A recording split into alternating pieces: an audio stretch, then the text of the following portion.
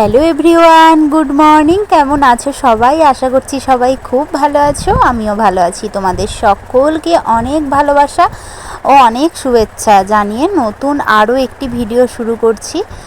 তো আজকে সকাল সকাল উঠেই আগে দেখো ব্রাশটা সেরে চাটা খেয়ে নিয়েছি। তারপরে এই যে এসেছি ঘরের বিছানাটা গোছাতে।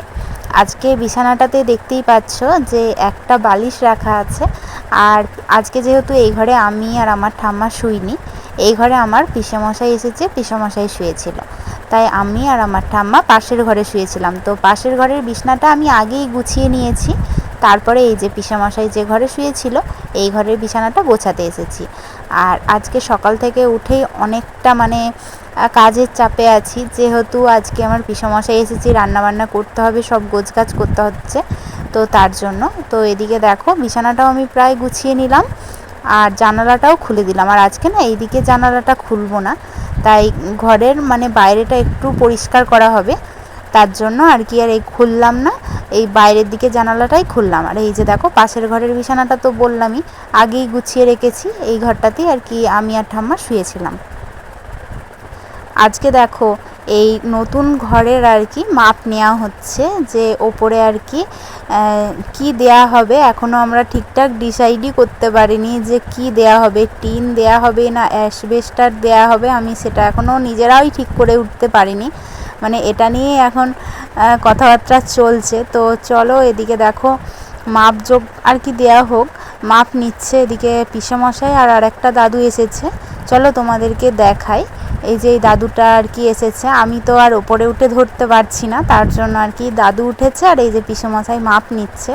তো দোকানে যাই, বাড়ি থেকে এখন ভাবা হয়েছে যে এখনকার যে কালার টিনগুলো আর কি সেগুলো দেয়া হবে না অ্যাসবেস্টার দেয়া হবে, সেটাই এখনও ঠিক করে উঠতে পারছি না, দেখা যাক কি হয়। তো এই যে দেখো এখন এদিকে মাপ নেওয়া নিয়ে চলছে, মাপটা দেয়া হোক। আর আমি এই যে দাঁড়িয়ে দাঁড়িয়ে দেখছিলাম আর কত কি মাপ হচ্ছিল সেটা আমি খাতাতে লিখছিলাম। তারপরে এই যে বসিয়েছি রান্না। তো আজকে ভাত বসিয়েছি, ভাতে দিয়েছি হচ্ছে ডাল সেদ্ধ। এই ডালের সাথে গাজরও একেবারে আমি এই কৌটের ভেতরে দিয়ে দিয়েছি, গাজর আর ডাল একসাথেই সিদ্ধ করতে দিয়েছি। আর আজকে সবই প্রায় নিরামিষ রান্না হবে। এই যে দেখো পটল, বরবটি, আলু, টমেটো এই সব কিছু নিয়ে বসেছি। তো পটলের ভাবছি পোস্ত করব, পটল আর আলু দিয়ে পোস্ত বানাবো। আর এখানে হবে বরবটি আলু ভাজা আর টমেটোর চাটনি, এটাই করব বলে এখন ভেবেছি। তো চলো সবজিগুলো কেটে নিই। একদিকে ভাত হচ্ছে, ভাতে আর কি উনুনে জাল দিচ্ছি আর একদিকে সবজি কাটছি।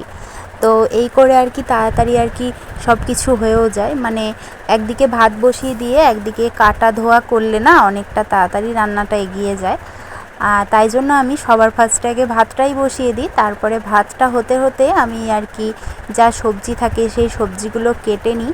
তারপরে আর কি কেটে বা মশলা করার থাকলে সবটা করে নিয়ে একেবারে লাস্টে তরকারিটা বসাই, তাহলে একটু তাড়াতাড়ি রান্নাটা হয়ে যায়। এই যে দেখো পটলগুলোও কেটে নিয়েছি, তারপরে বরবটিও কেটে নিয়েছি কিছু, আর এই যে আলুগুলো কেটে নিচ্ছি। আর এক সাইডে দেখো বাটিতে টমেটোটাও কেটে রেখে দিয়েছি। আর ওইদিকে দেখো ভাতের জাল দিচ্ছি। আর এই যে ছোট্ট উনুনটা রান্না করতে যে কি ভালো লাগে আর তোমাদেরকে কি বলবো। উনুনটা কিন্তু এমন কিছু বড় না, ছোট পাড়া উনুন, খুব ভালো লাগে এই উনুনটায় রান্না করতে। আর একটা উনুন আছে পাশে, সেই উনুনটায় না আমার অতটা ভালো লাগে না, তাই এই উনুনটাতেই আমি রান্না করি।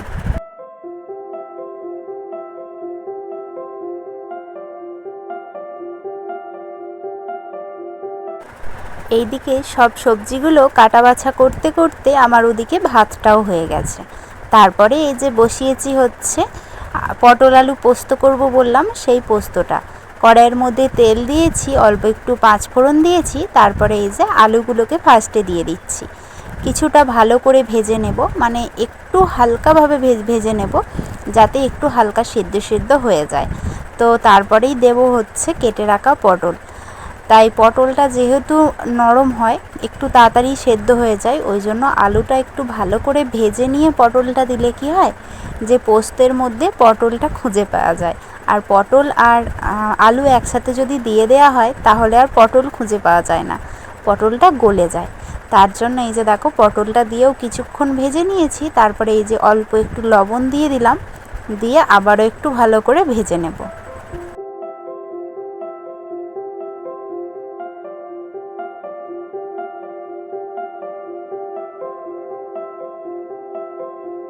এই যে দেখো আলু আর পটল একেবারে ভালো করে ভেজে নিয়েছি। তারপরে এই যে এটার মধ্যে একটু জল দিয়ে দেবো, পটল আর আলু যতটুকু সেদ্ধ হতে বাকি আছে ততটুকু সেদ্ধ হওয়ার জন্য। পটল আর আলুটা সিদ্ধ করতে দিয়ে এদিকে দেখো বরবটি আলুটায় আমি নুন আর হলুদ মাখিয়ে রেখেছি, ওদিকে টমেটোটাও কেটে রেখেছি।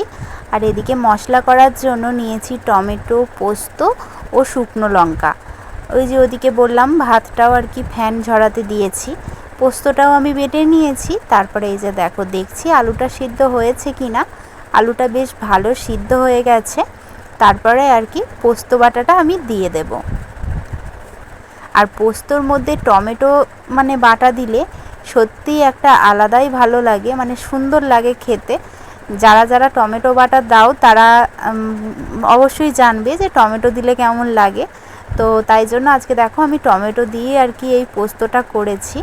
আর যেহেতু পোস্তর মধ্যে আমি হলুদ অ্যাড করি না, তার জন্য টমেটোটা দিলে কালারটাও বেশ ভালো আসে, আর শুকনো লঙ্কা দিলে তো ভালোই আসে। তারপরে এই যে দেখো পোস্তটা করে নিয়েছি, তারপরে এই যে টমেটোর চাটনিটাও করলাম। আর এই সময়ে না টমেটোর চাটনি অতটাও ভালো লাগে না, টেস্টি হয় না।